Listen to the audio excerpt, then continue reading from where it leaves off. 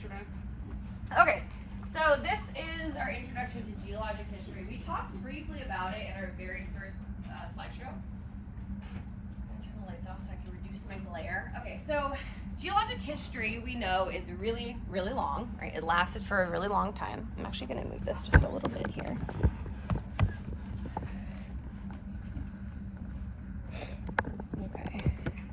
All right, so geologic history spans a really long time. Earth itself, we know, formed about 4.5 billion years ago.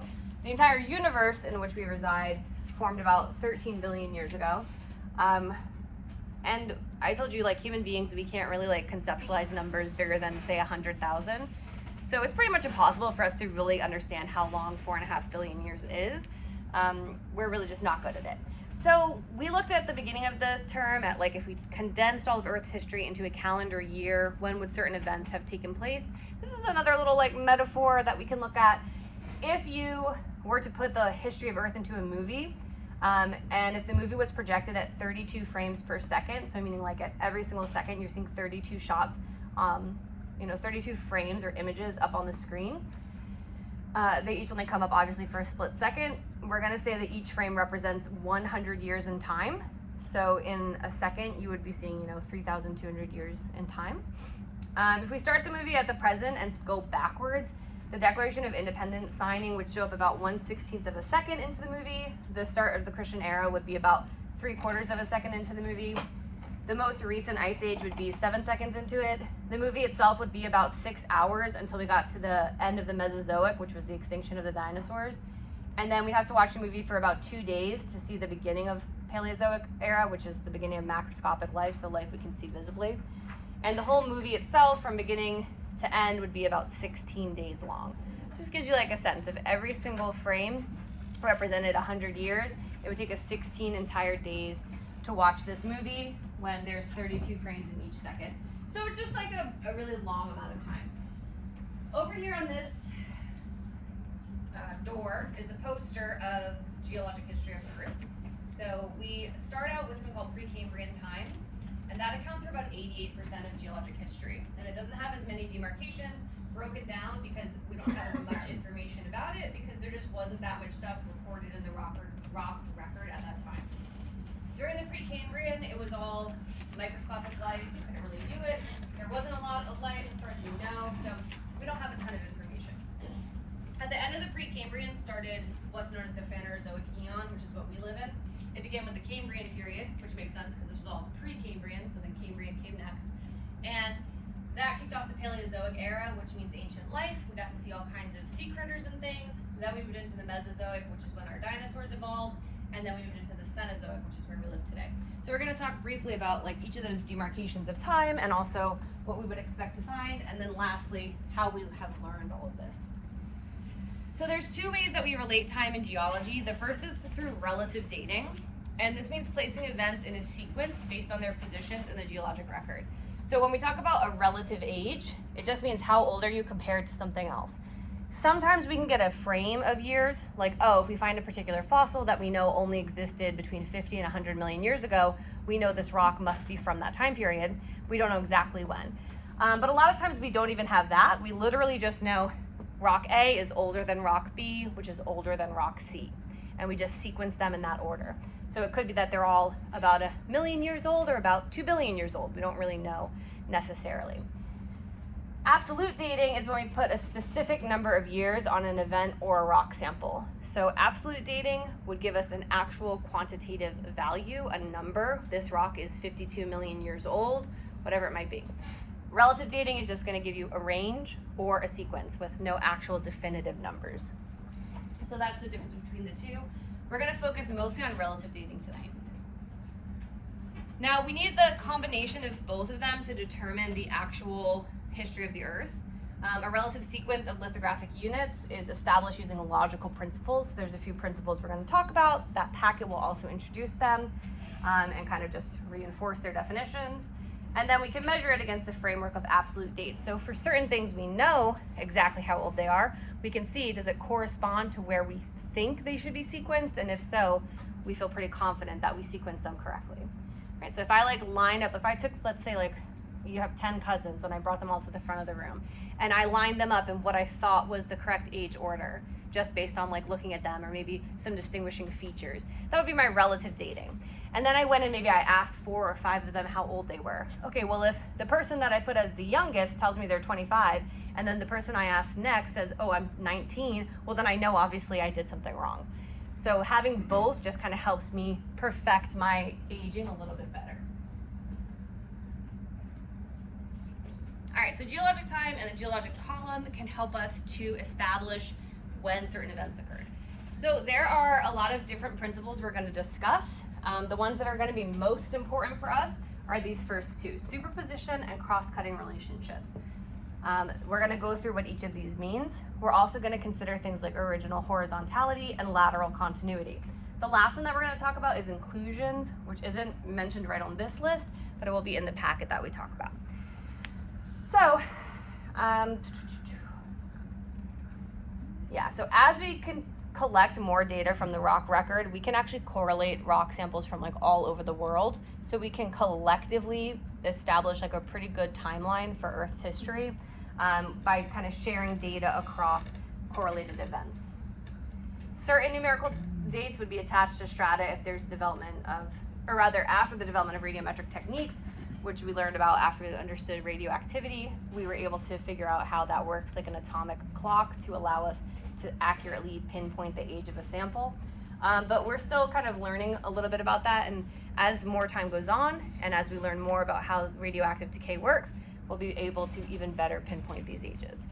So as always, science is just dynamic, so it's still unfolding. We're pretty good at it now.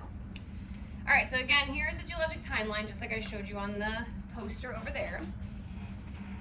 Even though it is very small on this picture, Precambrian time accounts for 88% of all geologic history. So if this were to scale, this would account for 88%. This is only half of the time scale. The other half's on top. But it would account for 88% of all of the history. So most of Earth's history was before the Cambrian period. We start the Phanerozoic Eon, which is the eon in which we live, around 550-ish million years ago. And the first era that we define within that eon is the Paleozoic era. This means ancient life. Most of the Earth's organisms during this time were confined to the ocean, especially at the early periods in the Cambrian and Ordovician. We started with some different sea critters, some invertebrates, things like coral and some trilobites and other arthropods. And then later on, we started to develop fish, turtles and sharks and things like that.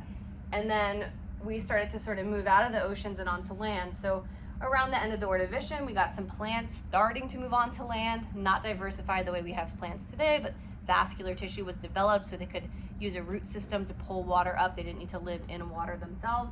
And then in the Devonian, amphibians, so some of these like fish creatures got a little braver and they started to venture onto land. So we got amphibians who lived half aquatic, half terrestrial. And then after that, we started to evolve some insects and things like that. In the Carboniferous, we had really large insects that were present.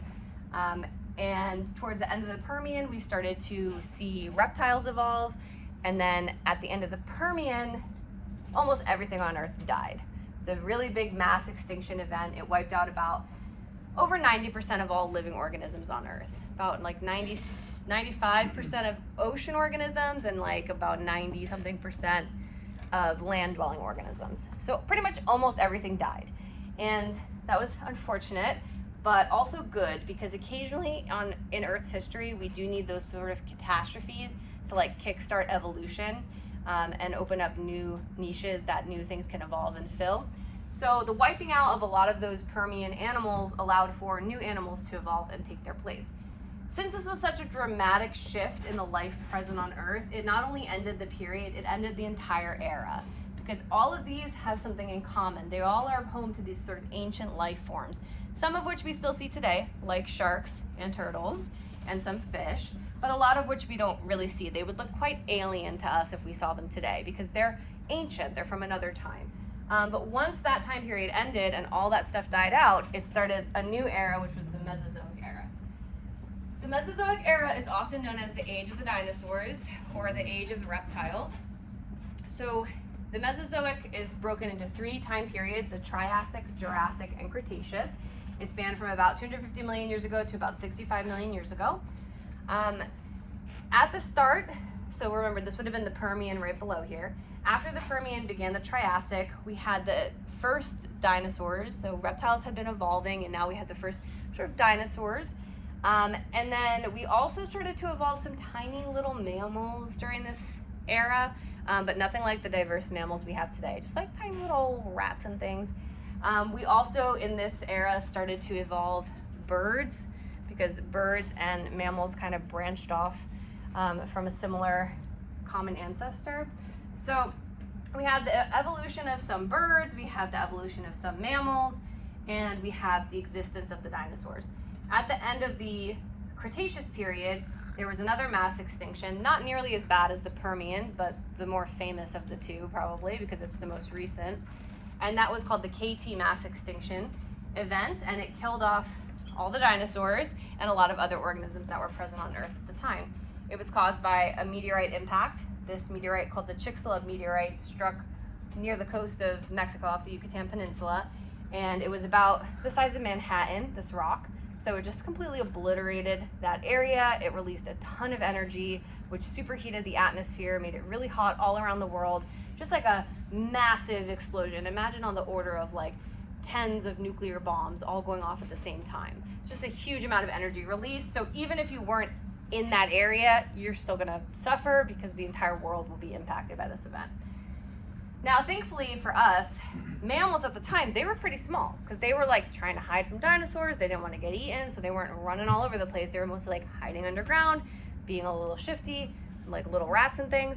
And when the dinosaurs died out, all those little rats were like, oh, look at this. Now we got all this space, we got all this food, we got a lot of room to come out and no one's trying to bother us. So they started to propagate and they started to evolve, and it became all the diverse mammals that we have today. So we live in the Cenozoic era, which is modern life, and the ruling class of animals are the mammals. If you look at the biggest animals on Earth, the largest animal is the blue whale. It's a mammal. The largest land animal is an African elephant. It's also a mammal. So we are the dominant sort of species around. Human beings, you could say, are like the most dominant species on Earth because we obviously have shaped the Earth in ways that are much different than any other animal species has before us. But we're still just part of the animal kingdom, so we're mammals too, so we're right in line with all of our different brethren here as well. So that's kind of like a general overview. So what I would kind of expect you to know, and we're going to go through this in some of the slides, Paleozoic era, you got a lot of like little sea critters hanging out, not the types of plants you would anticipate seeing today. Into the Mesozoic, we have dinosaurs, and the Cenozoic, it's our modern species. This is another just image of the geologic history. So this spiral kind of shows you what different animals started to evolve in different time periods. You can see like the onset of different types of organisms. This would be older. This is the Paleozoic era, so it gets younger as you progress through. This guy here, this is a Dimetrodon. He's like a proto-dinosaur before dinosaurs evolved. Here's some like theropods over here. It's like an ichthyosaur, some dinosaurs you might recognize here near the Cretaceous period. Even though the movies are called Jurassic Park, a lot of the dinosaurs in it are from the Cretaceous period. So, you know, you might see those guys in there. Then they died in the big meteorite impact. And then we got like some new stuff. For a while it went back to just our sea critters, our survivors. Sharks evolved way back here in the Devonian. So sharks have they've lived through it all. They are just like a perfect machine. Nature engineered this perfect predator, and they've been able to survive many, many mass extinction events. I mentioned 2, but there's really been 5 mass extinctions in Earth's history, and currently we're in the midst of a 6th mass extinction event. So they happen somewhat frequently in Earth's history. All right, so the main takeaway is geologic time is very long. Earth's estimated to be about 4.5 billion years old based on the rock and fossil record. Geologic time is broken up into sections based on major changes in the Earth. So just like we demarcate time in our own life, we might talk about a decade of our life that we went through some sort of changes. Oh, back in my 20s, I was like this. We might specify it even more. Oh, in this particular year of my life, I was whatever. We might even specify it further. Oh, January of 2017 was such a hard time for me, you know? And all of those demarcations, usually they're made that way because something is differentiating them from the past or the future, so to speak. So when there's something different or distinguishing, we separate it into a new time period. And we do it in regular history as well. Like we talked about, like there's the Renaissance, there's like the Dark Ages, different time periods that have sort of different cultural phenomenon happening or different events that are defining for that period. For geologic time, it's going to either be some sort of major geologic shift that happens, so maybe like the construction of Pangaea or the breakup of an older supercontinent. That could potentially start or change a period or era. It's also going to be determined by the life forms present on Earth. So if we go from all fish to suddenly trees, like that's going to be a pretty big change. So it's going to be a new period or sometimes a new era. And then lastly, if the climate changes dramatically, that could reset to a new era or period as well. So those are kind of the criteria that we look at. Isn't it said that sometimes you can tell how old something is by the amount of soil that's over it or something like that? Yes, sometimes. So we will look at that shortly as well. So these are the divisions themselves. Eons are our longest division of time. They are broken down into eras. The eras are then broken further down into periods. And then the periods are broken down even further into something called epochs. So that would be even smaller chunks of time. This is going to go through kind of what I summarized for you. And these notes are on Canvas, so if you want to add anything, you always can.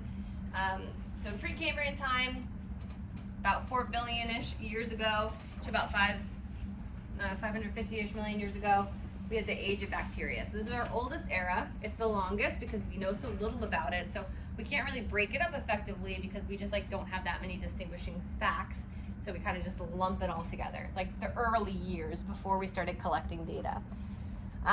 Life itself, there wasn't a lot of life. What there was basic life forms like bacteria. Some of our oldest fossils ever found are going to come from Precambrian. It's going to be things like algae, jellyfish, bacteria colonies called like bryozoans, and some worms.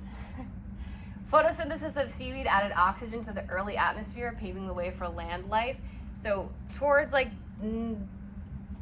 not super towards the middle, kind of towards the beginning of the Precambrian era or Precambrian time, photosynthesis developed. So that wasn't something that existed on Earth previously, which means that free oxygen, the oxygen that we breathe in the air, wasn't in our atmosphere until after the development of photosynthesis.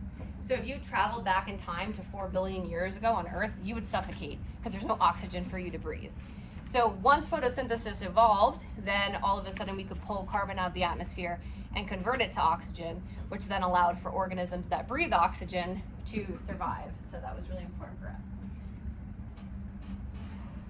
This is some of our oldest life. These guys are called stromatolites. These are like colonies of algae. For a really long time, we thought these were extinct completely, and then we actually found some living in Australia. And we're like, oh, I guess they're not extinct actually. And that's happened a few times where we've had fossils that we assumed were extinct organisms, and then we found one, and we're like, oh, okay, I guess we were wrong about that. So like my son recently has been very into like the Loch Ness Monster. Some people think the Loch Ness Monster is like a plesiosaur that didn't go extinct, and I guess propagated and continues to live. So I'm like, maybe it's possible. You know, we can't ever rule it out because we've been wrong before. But especially with something like the coelacanth. Yep, that's another example of a fish we thought was gone and extinct, and then we found it, and we're like, oh, okay, there's this weird thing we found. Through photosynthesis, oxygen was released into the atmosphere and ocean, allowing animals who undergo cellular respiration, breathing oxygen, to evolve. Prior to that, obviously, they couldn't live there because there was no oxygen for them to breathe. Then we have the Paleozoic, which started about 545 million years ago to about 250 million years ago, and this was the age of the fish. So we had, they call it the Cambrian explosion. It was just all of a sudden in the rock record, you go from like not seeing much, and then it's like bam, trilobites everywhere, seashells all over the place. So just an explosion of life. Macro life forms started to evolve, so we were able to see like organisms very easily with our naked eye. They started to evolve specialized features like things that they could use for predation and hunting, things that we hadn't seen previously. So trilobites were really, really common during this time. They are sort of like a mix between a crab and a cockroach. They live in the ocean. They have an exoskeleton. They're called trilobites because they have a 3-lobed body. And they kind of littered the seafloor. And some of them were tiny like this, and others were like really big, and probably not something I would want to see. They were some of our top predators at the time. They wouldn't probably be able to eat a human, but like still creepy looking, I would think. We had lots of shellfish, some similar to today's shellfish, but not the same exact kind. We had a lot of what were called brachiopods, which are similar to modern day bivalves. They have some different symmetry in their shells and things like that. And then we started to evolve fish. So we started with cartilaginous fish, and then we developed fish with skeletons later on. And then we started to get life on land. We started to get some ferns near the water's edges and some amphibians, like some salamanders and frogs and things that kind of live in the water and then sort of live on land sometimes. Near the end of the Paleozoic, Pangea formed completely into its large C-shaped mass. And it was the largest mass extinction ever at the end, 90% of species becoming extinct. I think this is also kind of hard to grasp, really, because it's not just saying like, this is 90% of all species on Earth. So imagine every animal and plant you've ever seen, and now imagine 9 out of 10 of them gone forever from the world. So definitely like a very huge shift in what we would have seen during this period, or rather during this era, to what we see now. These are some organisms from the Paleozoic. So that guy in the middle, that's a trilobite. So you can see he has the 3 lobes on his body. 1, 2, 3. He's got a nice head here. They had eyes that were pretty complex. They had very good vision, we think. A lot of times their eyes had like a silica casing, so we can actually see them preserved really well. Here's some little sea critters. These are called crinoids. They always make me think of like in The Little Mermaid when she like swims by and they're like boop, boop, boop, pop to the reef. That's kind of like what these guys look like. This is an ammonite. He's related to modern day nautilus. So nautilus is still alive. Ammonite is extinct. Same kind of cephalopod organism with a shell.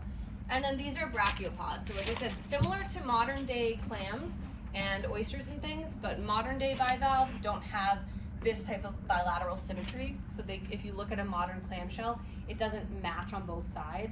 It matches across the hinge, but not on these 2 sides.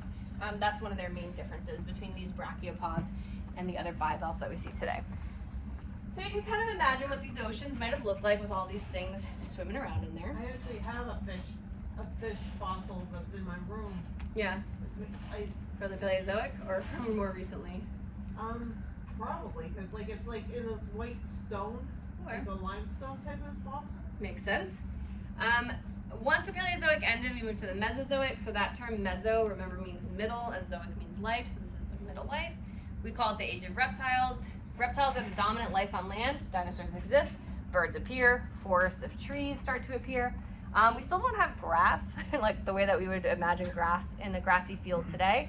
If you've ever looked at illustrations of like dinosaur times, you probably picture like, some barren ground with maybe some like palm tree looking things, the cycads, maybe some ferns on the ground, but they don't have like luscious grassy fields like we have now. It took a while for us to get grass. We started to get some types of trees and flowers as well, and we already had insects as well.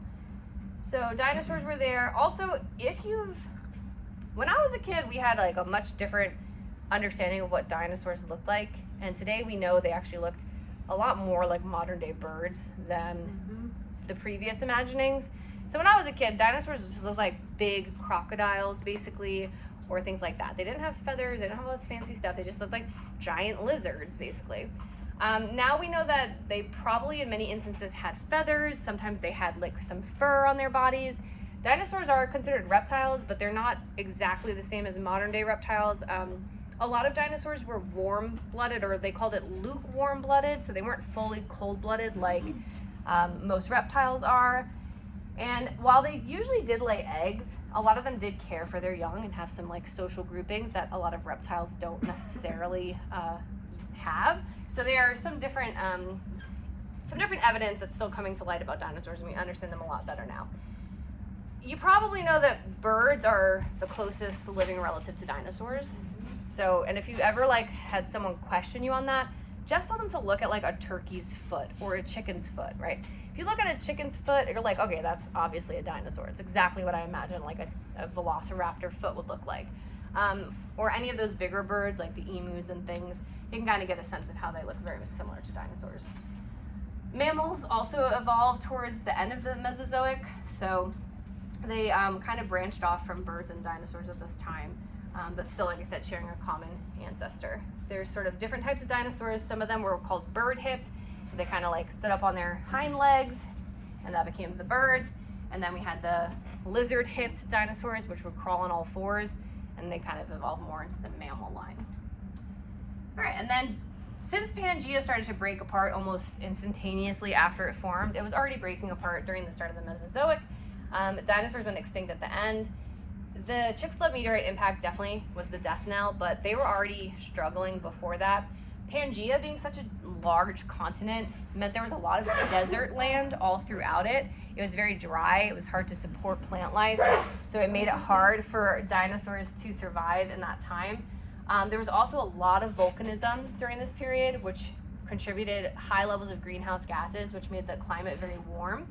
So in some ways it was good for certain organisms, but it was just climate changes and the breakup of Pangea were already kind of making dinosaur populations suffer. And then when the meteorite came, it was just all over for them. They would probably not have survived much further, even without that.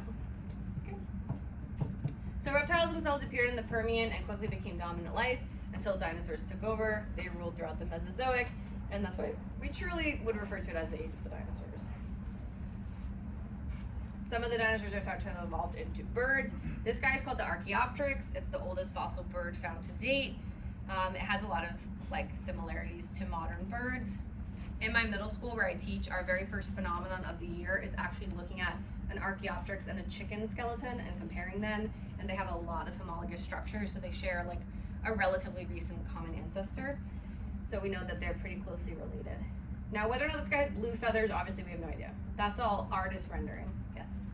Why chickens and turkeys kind of they have that they're more upright than most birds, I would say. Yeah.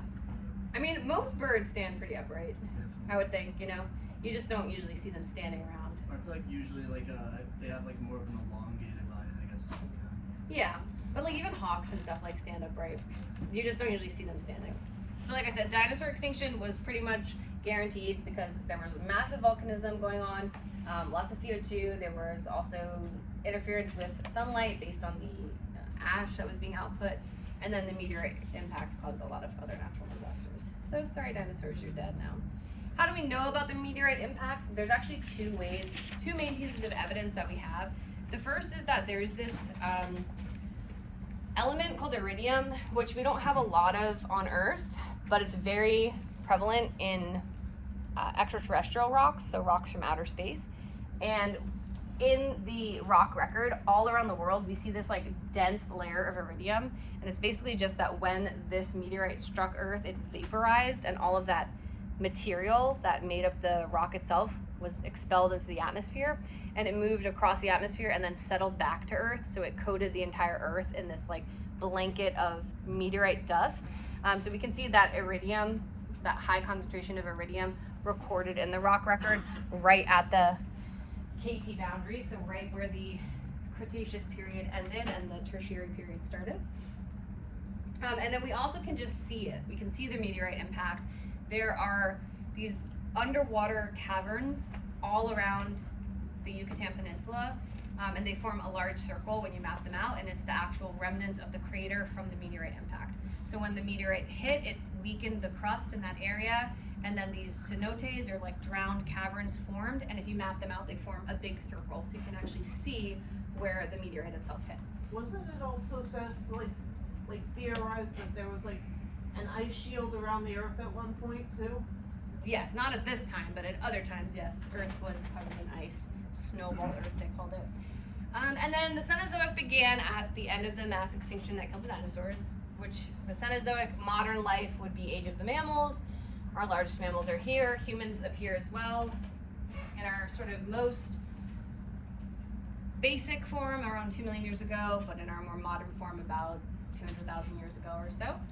Ice ages occurred and ice sheets advanced, so we had periods of glaciation and then we had periods of glacial retreat. So we had ice covering the earth and then going away and then covering the earth again many times. And the mammals that first appeared in the Mesozoic were small, but then after the dinosaurs were extinct, the mammals quickly evolved to become the dominant life forms, and that's why we call it the age of the mammals. So if you've ever been to like the Museum of Natural History, or if you've ever been to the La Brea Tar Pits in Los Angeles, they have a lot of fossils from like the most recent ice ages, and you can see like a lot of different reconstructions of some of the megafauna of the time. So these really large animals like woolly mammoth, woolly rhinoceros, dire wolves, ground sloths, they were also huge. Like, I think if you've ever seen the movie like Ice Age, you think a sloth is like a little, but the ground sloths were big. They were like the size of, I don't know, a small elephant, and they walked really weird on their hands like this, and they were super creepy. So like really just big mammals lived at the start of the Cenozoic. Now obviously a lot of those have gone extinct and been replaced with the animals we have today, but we still have some pretty big mammals present on Earth. All right, so we ourselves, we live in the Holocene epoch of the Quaternary period within the Cenozoic era. Now, truthfully, the Quaternary period, it might be a little outdated. Now we kind of call this time the Neogene. So there's sort of been recently a restructuring of the geologic timeline, and we, instead of having the Paleogene, Neogene, and Quaternary, this used to be called the Tertiary and the Quaternary, but now it's the Paleogene and Neogene all together. But if you say the Quaternary, I think you would still be understood. But technically we live in the Neogene period, but still in the Holocene epoch. Now some people, there is a debate in geology these days about whether or not we should actually start a new epoch based on, of course, our own human influence, because we love to think that we are, you know, that important, which truthfully, yes, we have changed the Earth system pretty significantly in the short time that we've existed as a species. So some people think we should start a new period called the Anthropocene, or rather a new epoch called the Anthropocene, based on just human influence and all the ways that humans have dominated the Earth system. It's contentious within the world of geology. Some people think no, some people think yes. We don't really have a definitive answer. It gets brought up every now and then, but so far it hasn't gotten much traction on actually occurring. But maybe within our life we'll see that addition of ourselves to the geologic timeline. So there it is again. Now the last thing you're gonna notice, or maybe the last thing, is that the oldest time is always shown at the bottom. Anytime you're shown an image of a geologic timeline, if it's vertical, it's gonna have oldest at the bottom. And this is because in geology, our oldest rocks are gonna be found at the bottom of the layers. So the convention in geology is to always, when you're ordering ages, to list them vertically from oldest at the bottom to youngest at the top. Tonight in your lab, you're gonna be looking at dating some different events, and I want you to get in the habit of always listing oldest on the bottom to youngest on the top, okay? So this is how we wanna do it. So if you have like a list of 10 events and they're like lettered A through J or whatever it would be, like, okay, the oldest one is D, then it's E, then it's A, you list them from oldest to youngest. Typically when you tell a story, you start the story at the beginning, which would be the oldest thing, which would be the bottom of your pile. Sometimes people do them from the top down. Doesn't work in my brain that way, but I wouldn't fault you for it if that's how you do it. But the more conventional way is to do it from oldest to youngest. All right, so we are going to talk about the different relative dating methods that we can use to actually date those events in that order. So these methods are going to help us determine the relative sequence of events, which came first, second, last, whatever it might be. No numeric age is going to be assigned. There are 6 principles we're going to look at: superposition, lateral continuity, inclusions, original horizontality, cross-cutting relationships, and fossil succession. The 2 in yellow are going to be your most useful in determining the events in a cross-section. A cross-section is like a peek into the earth. We look at different layers of sedimentary rock. And those 2 principles of superposition and cross-cutting relationships will get you like probably 90% of the way done on most of your cross-sections.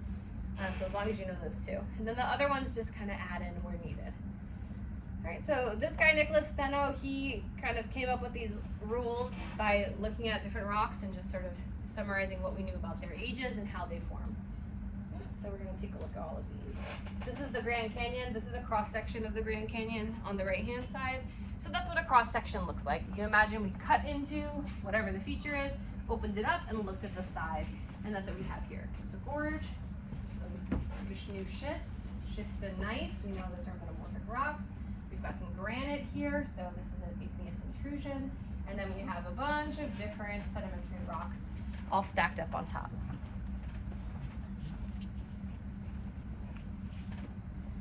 All right, so first off, in the law of superposition, this says that in undisturbed rock strata, the layer on the bottom is the oldest and the layers get progressively younger as you move towards the top. So in undisturbed rock, oldest is at the bottom.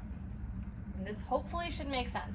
From what we have learned about sedimentary rock, we know that when sediment is created at Earth's surface through weathering, it is then transported through erosion and then set down in a new location. That setting down or that settling is known as deposition. If later more rocks form, they're gonna settle on top of the pre-existing rocks. So everything new will get stacked up so that the oldest is at the bottom and the youngest is at the top, right? If you put down a pile of papers, the one you put first will be on the bottom, and everything you put on top is gonna be on top of it. You're not gonna slide the papers underneath somehow. So that's gonna be the truth for any sedimentary rock layers that you observe. As long as they haven't been like messed with in some way, oldest is on the bottom, youngest is on the top. The next two rules, they're kind of their names tell you what they are. Original horizontality states that sediments are generally deposited as flat horizontal layers. So if you see layers of rock that are bent or folded or tilted in some way, something happened to them after their placement. They didn't form like this. They didn't form like this. They formed flat and then something later deformed them. The law of lateral continuity says that sediment layers extend out laterally, so to the side, in all directions until they thin out and pinch or meet the edge of a depositional basin. So they're gonna go as far out as possible until they either run out of material or hit a barrier. So that just means like you're not gonna have a sedimentary layer that just makes one little block. It's gonna spread out as a flat layer, just like everything else would. And again, lateral continuity, the name is right there. Lateral means to the side, continuity just means it continues out to all sides. The next one is cross-cutting relationships. So what this says is that any feature that cuts through sedimentary rock is going to be younger than the object that it cuts through. So any feature that cuts through another is going to be younger than whatever is being cut. Now, here we have an example. We have some granite here. This is an igneous intrusion. And then we have this discordant pluton cutting through, right? The dike cutting through the granite.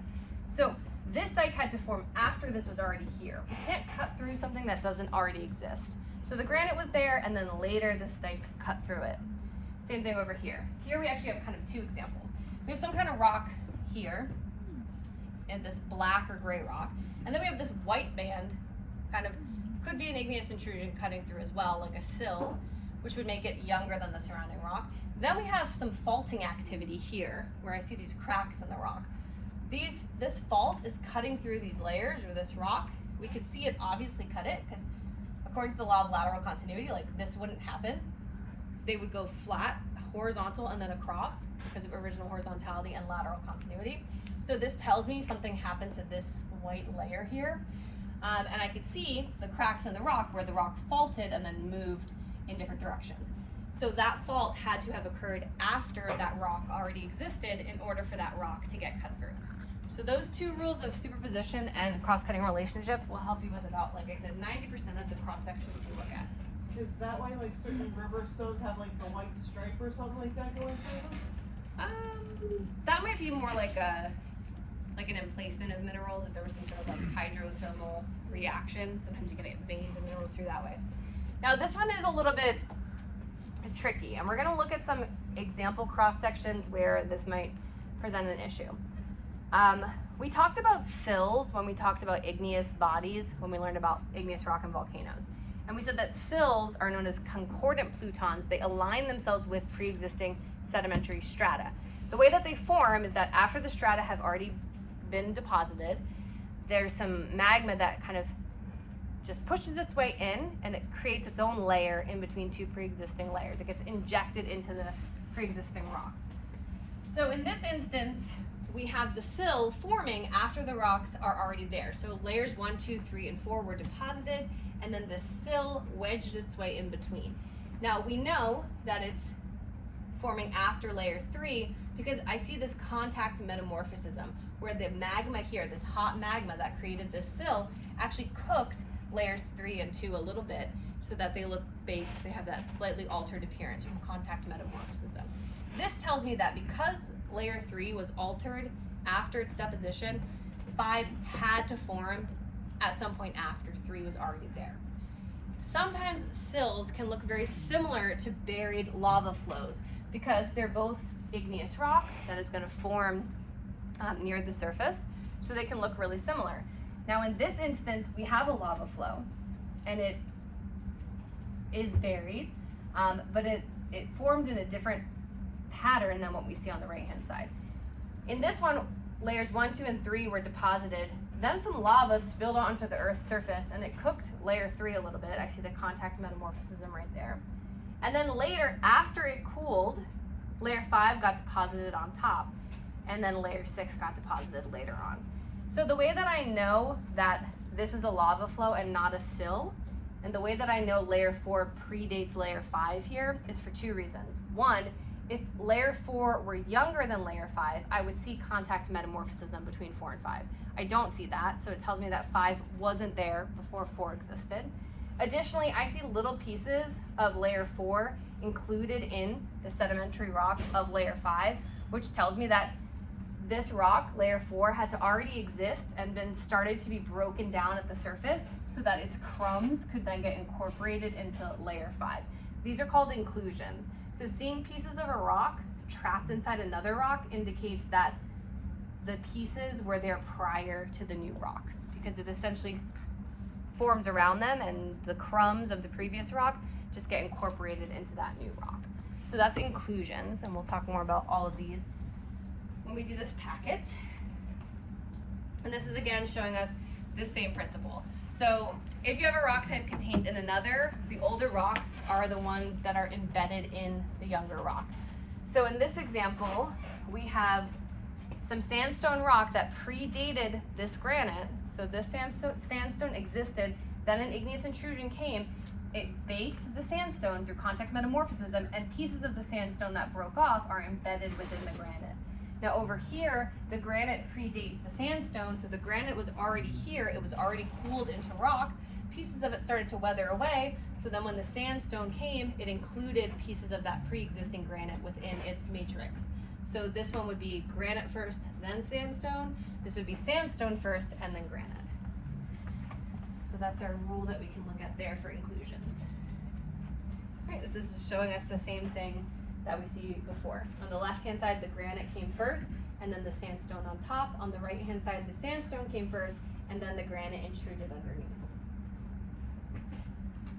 We can also look at faunal and floral succession or fossil succession to help us figure out the sequence of events for particular rocks, because we know from what we talked about previously that animals evolved in this sort of predictable pattern on Earth. So we don't go from like sea critters to dogs, right? We have like a pretty orderly progression. Sea critters to fish to amphibians to reptiles to birds to mammals. So if we see like a big gap, we know time is missing from the record. If we see like just like 2 animals right next to each other that don't make sense, it just tells us that there's some missing information that we need to try to figure out. We could also use it to correlate rocks from one area to another by seeing if the fossils in certain areas match with those in others. Then we know, okay, these probably all formed at the same time. Alright, so this is showing us correlation, relating rocks in one location to those in another using relative age stratigraphic principles like faunal succession, superposition, lateral continuity, and cross-cutting relationships. So like, are these 2 limestones the same? Could be, and we can correlate them across, you know, a gorge or across a canyon or whatever it might be. All right. Now the next thing we're going to talk about is unconformities, and you'll probably hate their names because they're very similar to one another, but they do have different meanings. So unconformities are any place where we see time missing from the rock record. So just some information was not recorded for whatever reason. or information was recorded but then later erased. So it's a gap in the rock record. So imagine you're reading a book, and halfway through the book, all of a sudden you have a time jump. You're like, okay, that was weird. I'm missing a chapter in my book. Okay, so either the chapter never got printed in the first place, or it was printed in the book and then it got destroyed. So one of those two things could be true. No matter what, it's going to present a hiatus. It's going to be missing time that you can maybe fill in the gaps for, or you might really not know what was going on during that time. All right, so now the gap itself is represented by something called an unconformity, and there are three types. They are called angular unconformity, nonconformity, and disconformity. And despite their very similar names, they do all have different meanings. So an angular unconformity is one, or rather, I guess we're starting with disconformities. Disconformities are surfaces of erosion or non-deposition between parallel sedimentary rock beds of differing ages. So what this means is that you have some rocks of a certain age, and then all of a sudden you have an erosional surface, and the new rock on top is like much younger than the previous rock. So there's some missing age there. So what might have happened to form this disconformity, you'd have deposition of sedimentary layers here, and then some uplift and erosion. So suddenly that depositional environment is no longer a place where sediment is being deposited. Instead, sediment's being eroded. So it gets erased away. I erase this whole top layer, and then part of this bricky looking layer. And then later it becomes a depositional environment again, so some new sediment starts to get deposited. But now I have this weird contact between these two layers that are missing a significant gap in the age. So this will be a lot older than this one because we're missing the time that goes between. Typically you can see disconformities, and a lot of times in cross sections they're going to be shown with like a wavy, bold line. It just means erosion occurred there and we're missing some layers. Because if we weren't, they would be nice and flat and parallel like this. So when we see this sort of wavy contact, it's more noticeable here. That would indicate erosion and some missing time. So that's our disconformity. Just non-deposition or erosion erase some of the pre-existing rock layers. The next is our angular unconformity. This is an erosional surface on tilted or folded strata over which the younger strata have been deposited. So again, we're starting here with the same rock unit we saw before. It's deposited, nice flat parallel layers, just like the law of original horizontality says. And then something happens and these rocks get uplifted, and during that uplift process they're actually tilted. So the whole unit of rock is tilted off to the side. So now our oldest layer, which was on the bottom, is now here because the whole thing got shifted like this. So this would go oldest to youngest in this order.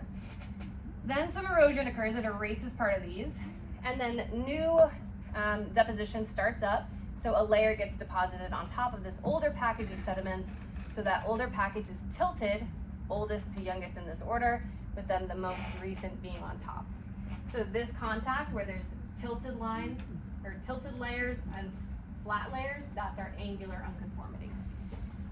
So again, some missing time there as well. And then lastly is our non-conformity. And this is an erosional surface or igneous, is an erosional surface on igneous or metamorphic rocks, which are overlain by sedimentary rocks.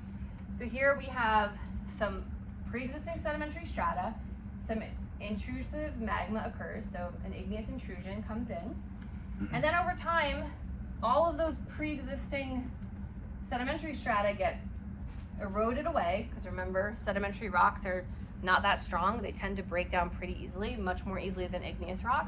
So they all get erased away, and then suddenly deposition starts again. We have new sedimentary strata being deposited on top of this igneous intrusion, but we're missing everything that had been recorded here. So this would be called our non-conformity. When the igneous intrusion is now actually older, it's not even really an intrusion anymore, right? Because it intruded here, it cooled into rock, and then all the other rock got eroded, so all you had was granite, or whatever this is, and then it gets deposited new layers on top. So we're missing a lot of information there too. All right, so now what we're gonna do is take a look briefly at this cross section. I'm gonna add some letters here for you, and at your tables I want you guys to try to think about how we can sequence this from oldest to youngest. I'm just gonna kind of randomly apply letters. So we'll call this one R, we'll call this D, we'll call this B,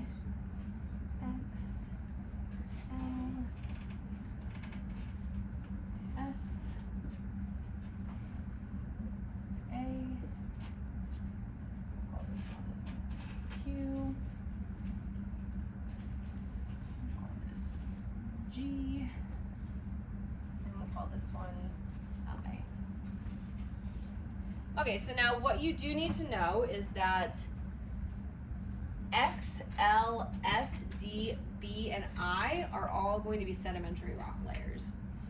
G and Q are igneous intrusions, and for the sake of this, we'll say that R is an igneous intrusion as well. It's actually a metamorphic rock, but we'll just say it's an igneous intrusion. So R, Q, and G are igneous intrusions. The rest are sedimentary rock layers. So based on the laws that we just learned, what would the sequence of events be for this rock formation? Starting with the oldest and going to the youngest. We have 1, 2, 3, 4, 10 features, perfect. So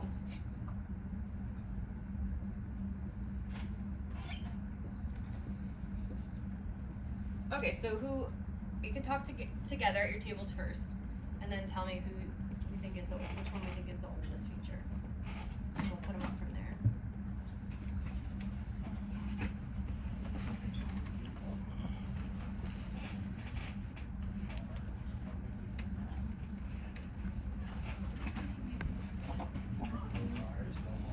What? Q could be.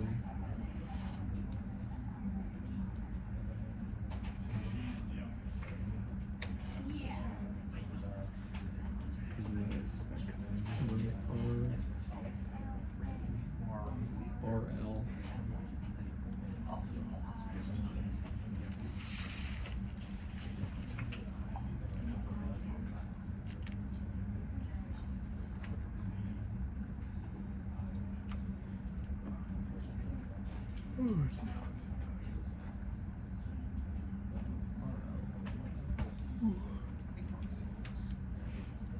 Alright, so what do we think for our oldest feature here? Okay, I see a few X's up here. Next. L. Then.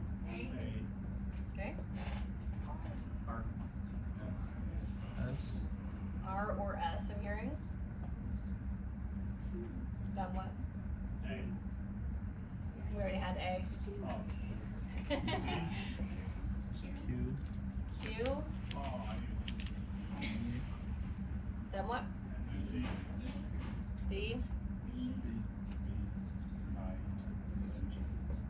Alright, so now we need to figure out where R and S go, because we have them kind of possibly in 2 spots.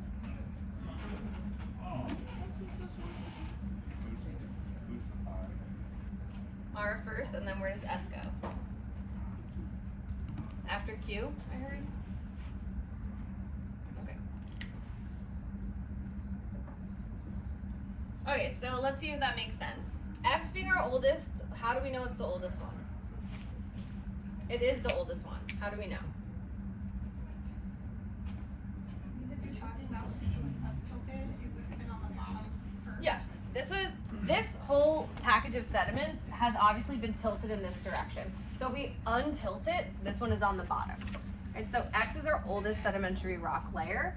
After that, we go to L, A, and S if we're talking about just sedimentary rock layers, right?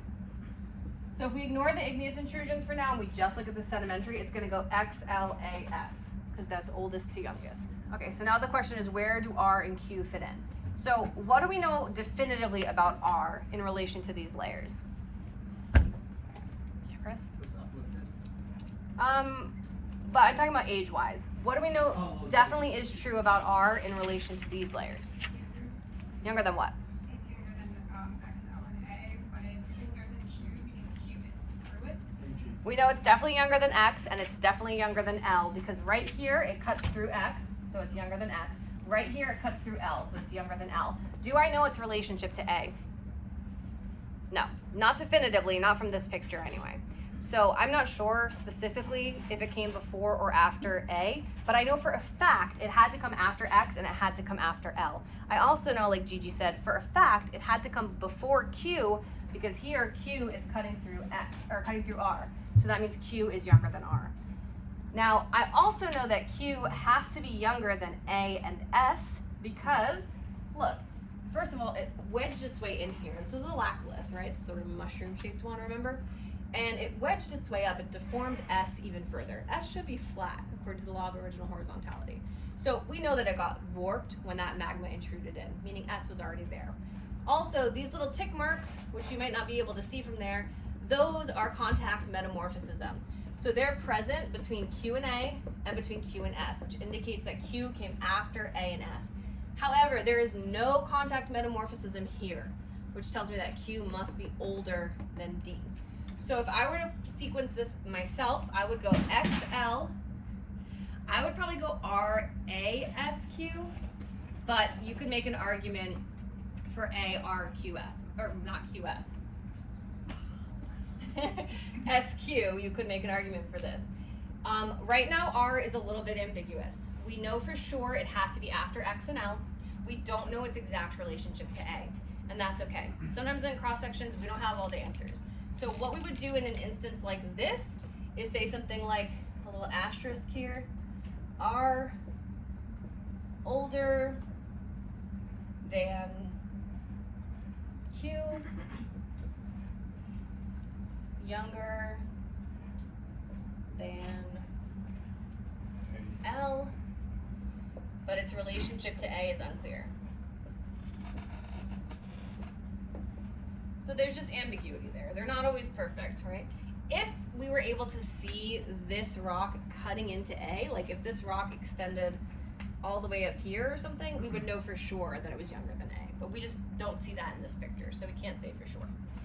But we do know for sure that S had to come before Q, and then after that, it's pretty easy, D, B, I, and G.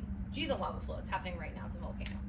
So we know pretty confidently most of this cross-section. This is the only one where we have some questions. So this answer would be correct. If you gave me an answer that said XLRA SQDBIG, that would also be correct. I could accept either of those because they're both shown in this cross section. We don't know for sure. However, I would like you to put something, a little note, if it is ambiguous. So if you're not sure, just put a little note. All right, perfect work. Good job.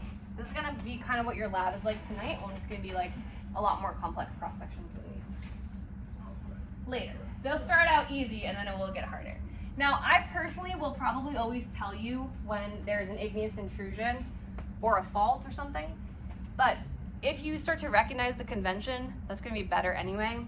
Anytime you see a rock with these sort of like sprinkle appearance, that's indicating an igneous rock, typically in these cross sections. Sedimentary rocks usually have the polka dots or the brick-like look to them, but the igneous rocks usually have like a sprinkles or sometimes these tiny dots. And then if you see contact metamorphism, usually represented with like asterisks or little tick marks, that's what the contact metamorphism is. So you'll start to kind of recognize that, but if you're not sure and you ask me, oh, is this an igneous rock? I'll tell you, because I'm not gonna be like a stickler about that. All right, so that's actually where we're gonna pause in the notes tonight.